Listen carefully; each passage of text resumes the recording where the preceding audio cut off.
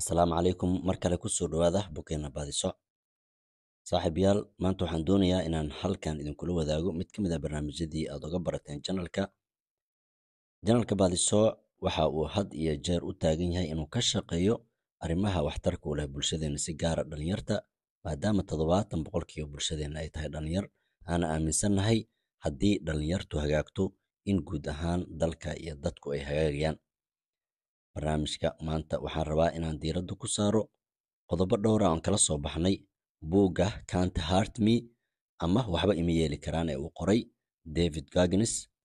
Ma doonay inaan qoraaga wax badan ka sii faalloodo laakiin ujeeddada ama nuxurka waxa uu yahay in qodobada aan soo arkay ee buugga ka midka aan isleeyahay muhiim ayay yihiin in halkan idinkula wadaago maadaama buuggu aad u dheer yahay waxaan ka soo xushay ilaa 4 cashar oo aan isleeyahay waxay ka mid yihiin fariimaha ugu muhiimsan ee buugga. Waxaan ku bilaabayaa casharka koowaad. Qodobkan waxa uu leeyahay qoraaga in aad xanuunka marxabayso ama aad soo dhaweysaba. Goggins wuxuu ku soo koray nolol bahdil ah, faquuq iyo cunsuriyad sida uu isaga waxisay. Wuxuu soo qabtay shaqooyin aad u adag xitaa wuxuu ka soo shaqeeyay inuu guryaha ka buufin jiray baranbarada ka hor inta uusan noloshiisa isbeddel ku samayn. Casharka koowaad waa inuusan xanuunka ku joojin oo aad marxabayso. Wuxuuna leeyahay xanuunku cadowgaaga maahan ee waa macallinkaaga. Mar kasta oo aad ku guulaysato halgan waxaad noqonaysaa mid adag. Marka ay noloshaada adkaato ha isweydiin sababta ee isweydii maxaan ka baran karaa. Qodobkan waxa uu si gaara inoo xasuusinayaa in qofka laga doonayo inuusan isdhiibin gaar ahaan marka ay la soo darsaan marxalado adag oo ay ka mid yihiin shaqo la'aanta, marxaladaha kale ee nolosha.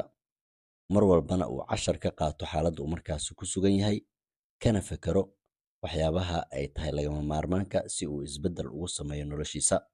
Casharka labaad qoraaga waxa uu soo qaatay xeer uu caan ku yahay ee ah xeerka 40%. Mid ka mid ah fikradihiisa ugu caansan waa xeerkan. Wuxuu aaminsan yahay marka ay maskaxdaadu ku leedahay intaan ka badan ma samayn karo in dhab ahaan aad joogto 40% halka ay weli ku harsan tahay 60%. Bal ka fakar arrintan. Marka aad ka daasho waxbarasho, shaqo ama tababar, jirkaagu wuxuu awoodaa wax ka badan inta aad samaysay. Laakiin maskaxdaada ayaa doonaysa inaad joojiso si dhaqsi ah. Dadka guulaha gaara waxay naftooda ku riixaan meel ka shishaysa halka ay maskaxdoodu u sheegtay in ay ku joojiyaan, taasoo ka dhigta dad ka duwan dadka caadiga ah ee isdhiiba marka ay dareemaan daal, niyad jab, cabsi iyo wixii la mid ah. Casharka saddexaad qoraaga waxa uu tusaale u soo qaatay si la mid ah marka aad shaqo adag gacmahaaga ku qabato sida ay maqaarka gacmahaaga u adkaadaan loo baahan yahay in sidoo kale ay maskaxdaadu firfircooni ka qaado mar kasta oo aad wajahdo caqabadaha. Haddii aad iska ilaaliso xaaladaha adag maskaxdaadu way daciifaysaa. Laakiin marka aad u tababarto adigoo la imaanaya ka go'naansho, aroortii toosaya, shaqo adag qabanaya, cabsida wajahaya, waxaad dhisaysaa waxa uu Goggins ugu yeeray closed mind oo ah maskax dhisan oo u tababaran u adkaysiga xaaladaha isbedbeddela ee nolosha. Waana midda ka dhigaysa qofka mid aan laga adkaan karin. Casharka afaraad muraayadda isla xisaabtanka.